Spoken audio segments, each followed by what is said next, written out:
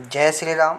आज हम नीट 2021 में कोड जो फी 3 है फिजिक्स पार्ट का, अब फिजिक्स पार्ट सॉल्व करेंगे जो 12 सितंबर को हुआ था।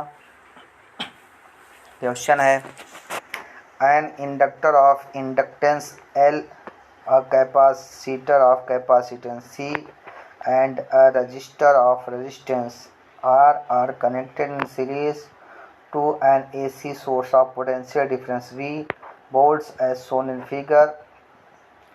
Potential difference across L, C and R is 40 volt, 10 volt and 40 volt respectively. The amplitude of current flowing through LCR series is 10 root 2 ampere. The impedance of the circuit दिया है 5 ohm, 4 into root 2 ohm, 5 root 2 ohm and 4 ohm. इसको solve करना है। Circuit अपना दिया गया है। Circuit देखो, पोटेंशियल क्रॉस इंडक्टर है 40 volt, potential cross capacitor 10 volt है, पोटेंशियल क्रॉस रजिस्टर 40 वोल्ट है। अब उसको वी वोल्ट की बैटरी से कनेक्ट किया गया है। तो यहाँ एक चीज़ हमें नोटिस ध्यान देना है कि जो करंट वोल्टेज डेवलप होता है क्रॉस रजिस्टर वो VRMS के फॉर्म में होता है, रूट मीन स्क्वायर वोल्टेज होता है VRMS। तो जो पोटेंशियल क्रॉस डेवलप होता है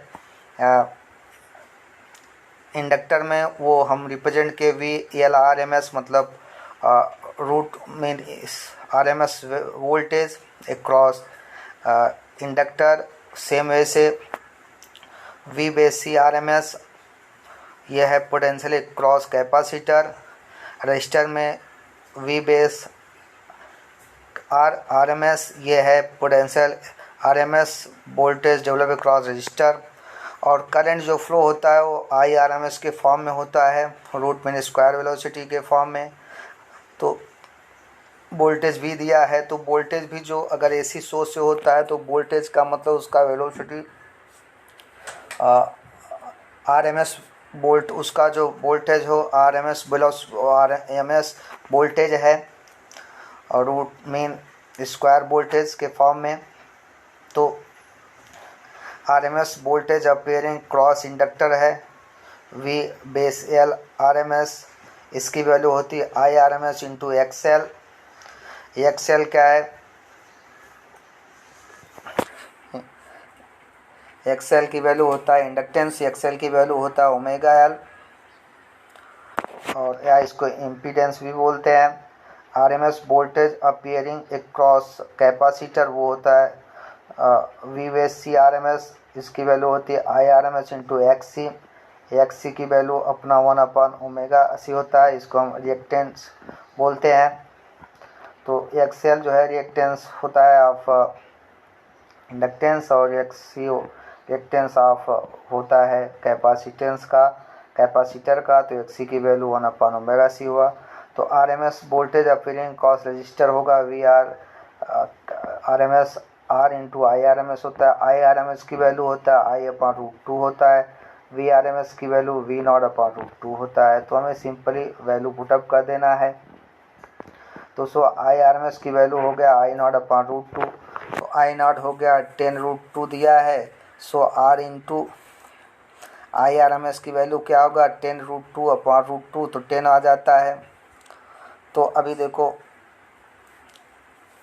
IRMS की वैल्यू आ गया, तो IRMS की वैल्यू 10 है। तो रेजिस्टेंस क्या R इंटू 10 ओम वोल्टेज रेजिस्टेंस के क्रॉस जो वोल्टेज VRMS वोल्टेज है, तो R इंटू 10 इक्वल टू 40 है, तो R इक्वल टू 4 आ गया।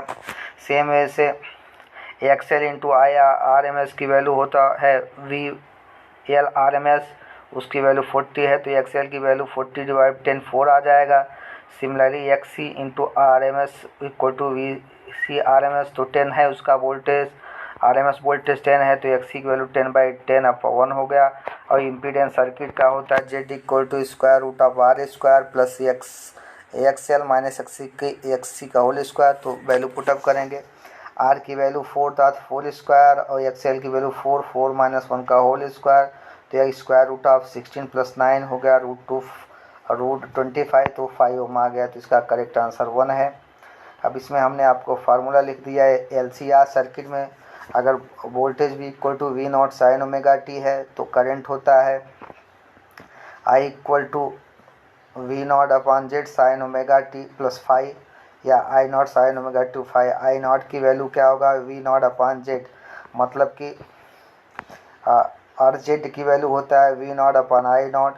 तो इसको इम्पीडेंस की value V naught upon I naught होता है। वी नॉट क्या है, पीक EMF है, electromotive force. I naught peak current है। In ALRC circuit in series connected में AC सर्किट होता है तो एवरेज पावर की वैल्यू क्या होता है, VRMS IRMS cos फाइव होता है।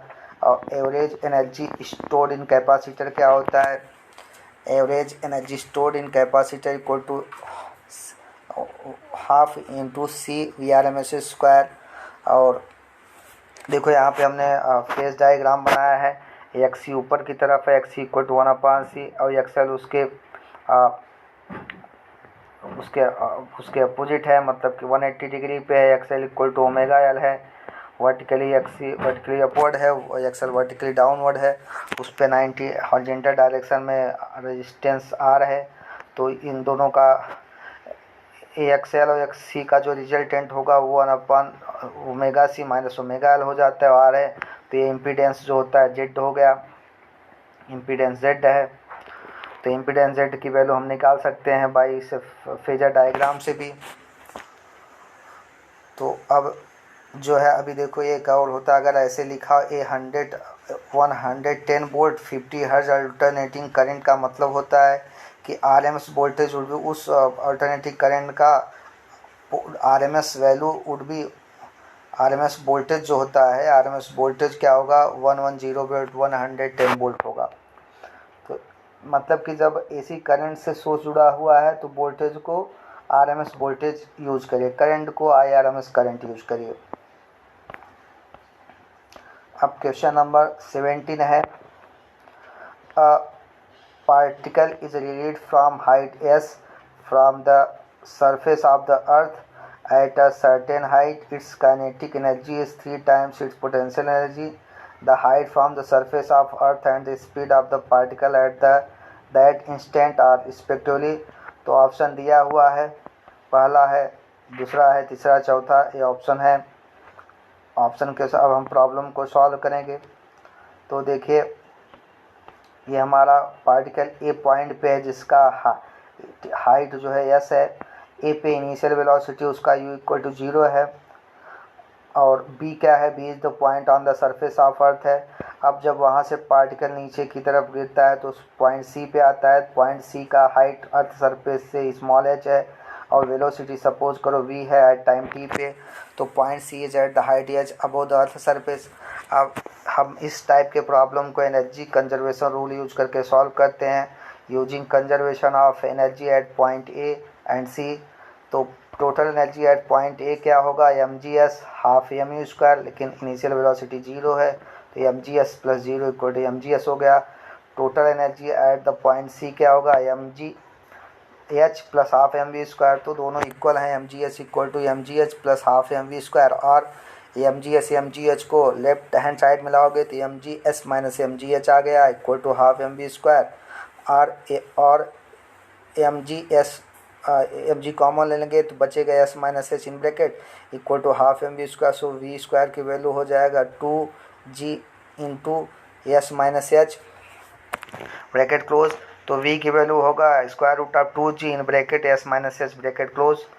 अब हमें v की वैल्यू आ गया, बट गिवन दिया है कि half mv square equal to 3mgh। उस पॉइंट सी पे जो काइनेटिक एनर्जी है पोटेंशियल का 3 टाइम है half mv square 3gh into m। तो v स्क्वायर की वैल्यू 6gh हो गया। सो जहाँ पे v की वैल्यू है तो v की वैल्यू क्या था, 2g into bracket s minus h bracket close equal to g 6gh आ गया। तो s माइनस h की वैल्यू क्या आएगा, 3h आ गया। और s इक्वल टू क्या हो गया, h को इस साइड में राइट हैंड साइड में लेके जाओगे तो s equal to 3h plus h equal to 4h आ गया। सो s की वैल्यू 4h आ गया या h की वैल्यू s/4। और वेलोसिटी की वैल्यू क्या होगा, रख देंगे square root of 2g bracket s minus s/4 bracket close. तो इसमें वैल्यू पुटअप करेंगे तो आ गया 2g इंटू 3s/4। तो वैल्यू क्या आ गया, स्क्वायर रूट ऑफ 3gs/2। तो इसका करेक्ट आंसर अपना 1 है। अब नेक्स्ट क्वेश्चन है, a small block slides down on the smooth inclined plane starting from just at t equal to 0. Let Sn be the distance traveled by the block in the interval t equal to n minus 1 to t equal to n पे the ratio of Sn upon Sn plus 1 इस find करना है। Option दिए गए हैं 4 option. अब इसमें देखिए इस टाइप की प्रॉब्लम को हम क्या करेंगे, सबसे पहले जी को ही दो पार्ट में म्यूचुअली परपेंडिकुलर कंपोनेंट में तोड़ देते हैं। तो इंक्लाइंड प्लेन है, थीटा एंगल पे हमने सपोज किया, तो इनिशियल वेलोसिटी स्मॉल ब्लॉक का इक्वल टू 0 है जो पॉइंट सी पे था।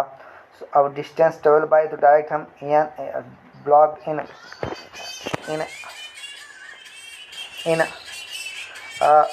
ब्लॉक इन टीएच सेकेंड में, तो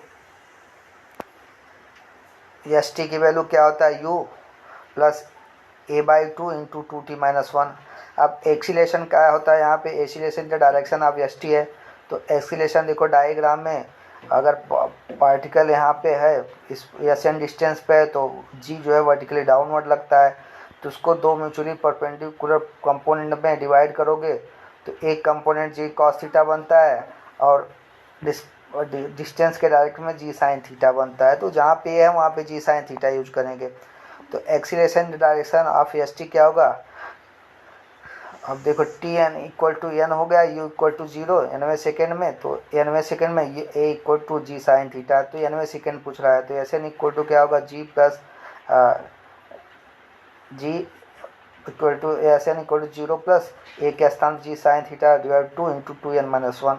तो हो गया half G sine theta 2n-1। और सेम वैसे एस एन प्लस 1 जहाँ पे एन है वहाँ पे n+1 रखी है, जी साइन थीटा 1/2 इंटू ब्रैकेट में 2 इंटू n+1-1। इसको सॉल्व करेंगे जी साइन थीटा 0.2 तो 2n+2-1 आ गया। तो यस n+1 हो गया G sine theta by 2 into 2n+1। तो डिवाइड करेंगे S N upon S N plus 1, तो आ गया half G sine theta into 2n-1 divide by G half G sine theta 2n+1। तो आंसर आ गया 2n-1 अपॉन 2n+1। तो इसका correct answer 3 है। अब हम नेक्स्ट क्वेश्चन देखेंगे, the half life of radioactive nucleus is 100 hours है।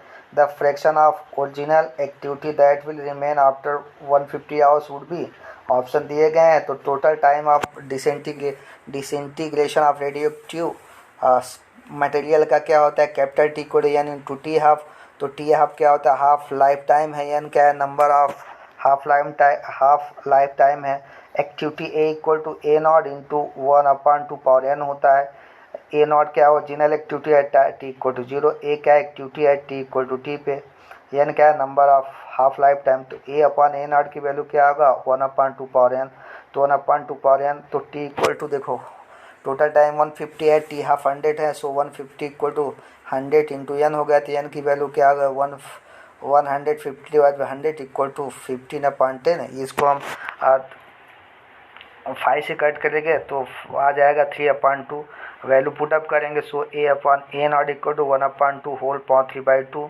तो 1 ये हो गया 1 पावर 3/2 अपॉन 2 पावर 3/2। तो 1 पावर 3/2 की वैल्यू 1 ही होगा। तो 1/2 पावर 3/2 हो गया। तो दैट इज 1/2। इसको हम लिखेंगे 1/2 रेस 1/2 होल पावर 3। अब ये हो गया ए अपॉन ए नॉट की वैल्यू 1/2 पावर 1/2 को हम √2 लिखते हैं। तो 1/2 का क्यूब हो गया। तो ये हो गया 1/2 इंटू √2 इंटू √2। तो आ गया √2 इंटू √2 होता है। तो 1/2 √2। तो देखो यहाँ पे हमने ब्रैकेट में लिखा है 1 पावर 3/2 की वैल्यू क्या होता है, हम लिख सकते हैं 1 पावर 1/2 होल पावर 3। तो ये हो गया √1 पावर 3। तो √1 की वैल्यू 1 होता है, 1 पावर 3 की वैल्यू 1 होता है। तो ऑप्शन 3 करेक्ट है इसका। अब हम क्वेश्चन नंबर 20 देखेंगे, the equivalent capacitance of the combination shown in the figure. देखिए यहाँ पे है हमने चार्ज Q1 Q लिया, इसको दो पार्ट में ब्रेक किया Q1 Q2। तो यहाँ पे एक सी लगा हुआ है, तो इक्विवेलेंट सर्किट फाइंड करना है। तो देखिए क्यूब चार्ज Q1 Q2 होता है।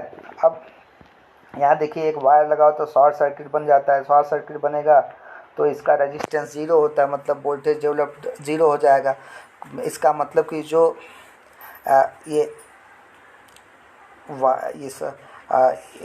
Q1 Q2 के बाद जो सी चार्ज लगा हुआ कैपेसिटेंस है वहाँ पे चार्ज Q इक्वल टू 0 है। जब चार्ज Q इक्वल टू 0 है मतलब कि उसको हम रिप्लेस कर देंगे, उसका कोई इफेक्ट नहीं है। तो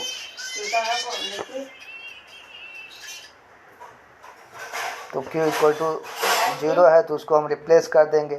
तो ये इसका इक्विवेलेंट सर्किट ऐसे आ जाएगा। देखो नीचे का है Q1 C दो ही बचेगा, इसको हम रिप्लेस कर देंगे, वो एक तो अब क्या करें, let equivalent capacitance of circuit C equivalent to C equal C plus C 2C, इसका ऑप्शन 3 है। आपने हमें सुना, इसके लिए हम आपके आभारी हैं। जय हिंद, जय भारत। हाँ, कहीं फरमा